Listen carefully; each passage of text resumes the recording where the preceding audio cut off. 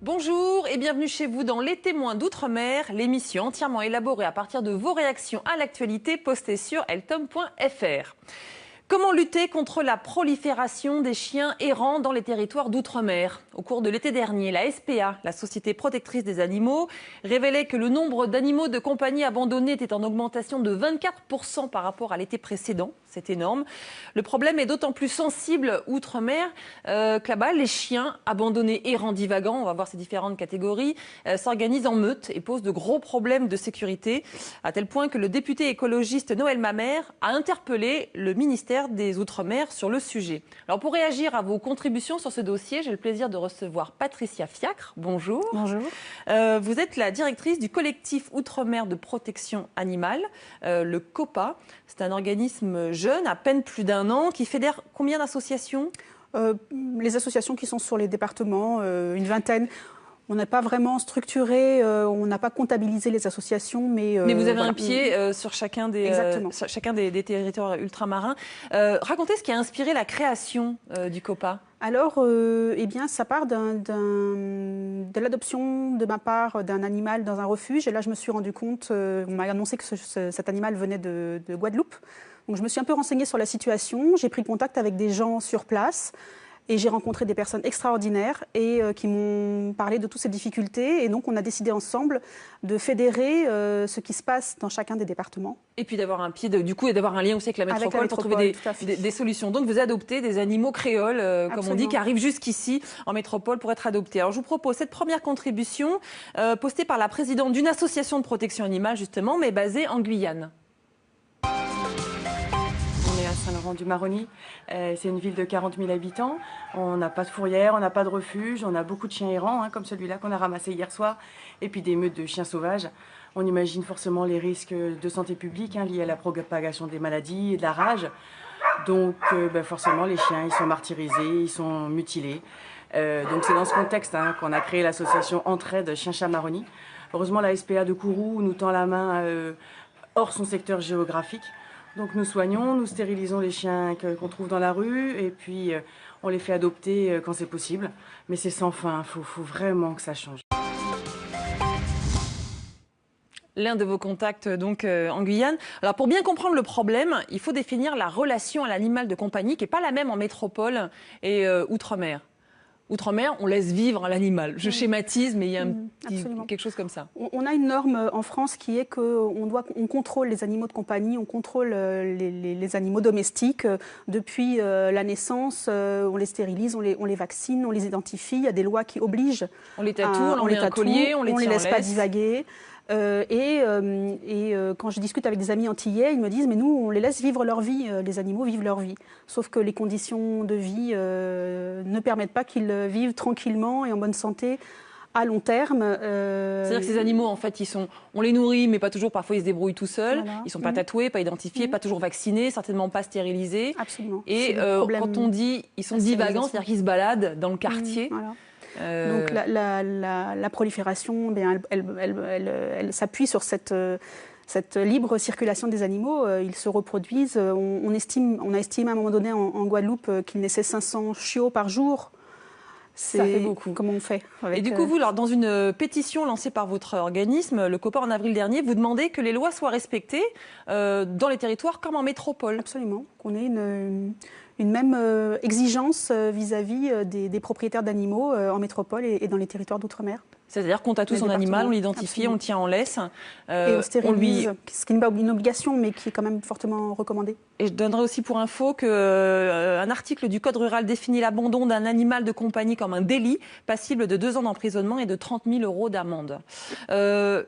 Alors, ces animaux souffrent de maltraitance, évidemment. Ils véhiculent des problèmes de santé publique, ça, on l'a entendu. Il y a d'autres problèmes qui se posent. Regardez cette contribution postée depuis la Guyane, toujours, sur eltom.fr. En Guyane, de nombreux chiens, souvent sans propriétaire, se regroupent en meute. On les retrouve sur les plages où ils attaquent les tortulutes, vertes et olivates. Ils déterrent les œufs, se nourrissent des émergences qui essayent de rejoindre la mer. Par ailleurs, ces chiens sont des proies très appréciées des jaguars et leur présence autour des zones habitées pourrait être une des raisons de l'augmentation des attaques de ces félins.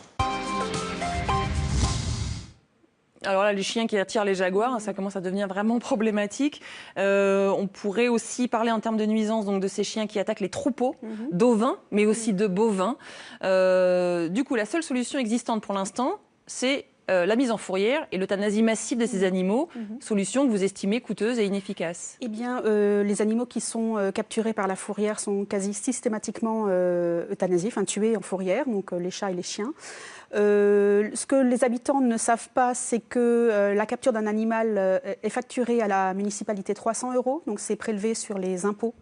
Donc chacun contribue à financer cette donc finalement, en laissant divaguer son chien, sa chienne qui se reproduisent de façon tout à fait incontrôlée, finalement ça coûte cher à la collectivité, voilà, ça coûte cher à son propre portefeuille. Extrêmement important qui permettrait de faire bien d'autres choses, c'est inefficace. On le voit d'année en année, la situation empire, il n'y a pas l'ombre d'une amélioration, donc cette solution-là, elle est absolument néfaste et elle profite à des sociétés privées qui gèrent ces fourrières et qui sont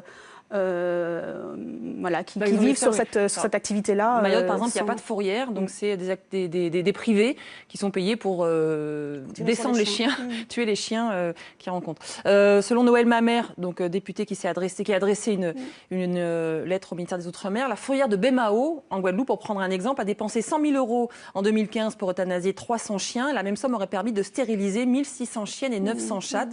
C'est ce que vous défendez, une grande campagne de stérilisation. L'efficacité serait bien meilleure, probablement. Et surtout que ce n'est pas seulement une campagne de stérilisation, il faut que ce soit une pratique qui s'inscrive dans le temps et dans la durée, parce qu'une seule campagne, à un moment donné, ne suffit pas. Il faut véritablement que ce soit un mode de gestion de la population animale qui s'inscrivent dans le temps. Et on arrivera à endiguer ce problème-là. Et donc c'est dans ce cadre-là que vous proposez la collaboration des vétérinaires en formation, des jeunes vétérinaires ? Voilà, c'est un projet que nous avons au sein du COPA, de favoriser un travail avec des vétérinaires diplômés de métropole qui seraient d'accord pour venir participer à des campagnes de stérilisation dans les départements d'outre-mer. Voilà. Donc c'est un projet. Il faudrait aussi qu'on puisse travailler avec les vétérinaires des départements parce que sans eux, on ne pourra rien faire. Donc on compte fortement sur ces vétérinaires et sur leur bonne volonté. Alors, autre piste de réflexion, sensibiliser les gens, bien sûr, pour qu'ils comprennent que prendre un animal de compagnie, c'est une responsabilité, c'est un engagement. Regardez cette contribution postée sur eltom.fr depuis la Martinique. J'interviens dans les écoles 3 à 4 fois par semaine. Avec l'aide des animaux-bus, le véhicule que vous voyez juste derrière moi, qui est une première nationale. Alors, je me rapproche des enfants, des plus jeunes, dans les écoles, pour les sensibiliser au comportement à avoir avec leurs animaux de compagnie. Alors, j'utilise des supports audiovisuels et des photos pour pouvoir les sensibiliser à cela. Ils sont très réceptifs et ça marche très bien. Alors, on sait que les enfants sont les générations futures qui pourront faire changer l'avenir. Réaction ? Voilà, des initiatives comme celle-là, toutes les associations dans les départements ont des idées, proposent des solutions qui ne sont pas forcément très coûteuses, qui peuvent avoir un impact très rapide et très intéressant, qui sont plus humaines, qui sont plus intéressantes. Et donc voilà. Et donc vous pourriez donc fédérer ces initiatives absolument, pour les faire circuler d'un territoire à l'autre. Trouver des financements aussi, parce que c'est le nerf de la guerre, donc il faut trouver des financements. Et porter au niveau national cette revendication des associations qui sont dans les départements et qui sont bien seules et bien isolées. Alors pour faire entendre ces propos, cette sensibilisation, vous organisez un rassemblement le 8 octobre à Marseille sur le Vieux-Port. Rendez-vous face à la mairie. Vous vouliez également lancer un appel. Vous avez besoin de bénévoles ? Oui, nous avons les associations. Donc l'une des solutions que nous avons pour l'instant et qui n'est pas satisfaisante, c'est que nous faisons venir des animaux en métropole. Ils sont accueillis dans des refuges ou par des associations, dans des familles d'accueil.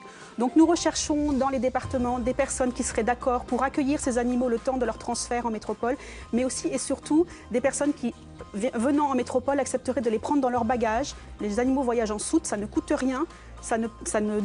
n'enlève rien sur le poids de bagages. D'accord, mais vous Et avez vous besoin sauvez de des animaux. convoyeurs. On a, en fait. voilà, Vous avez absolument. besoin d'hébergeurs Et dans les de territoires. co-avionneurs. Et de co-avionneurs. Ça ne coûte rien vers la et ça métropole. nous aide. Je cherche, moi, personnellement, 2 vols, Saint-Denis de la Réunion, Marseille. D'accord, donc on cherche votre Merci. site COPA sur Internet, on vous Absolument. trouve et on se porte candidat. fait. Patricia Fiacre, merci Je beaucoup. vous remercie. Merci à vous pour vos témoignages. On se retrouve très rapidement via la plateforme eltom.fr et via notre application mobile.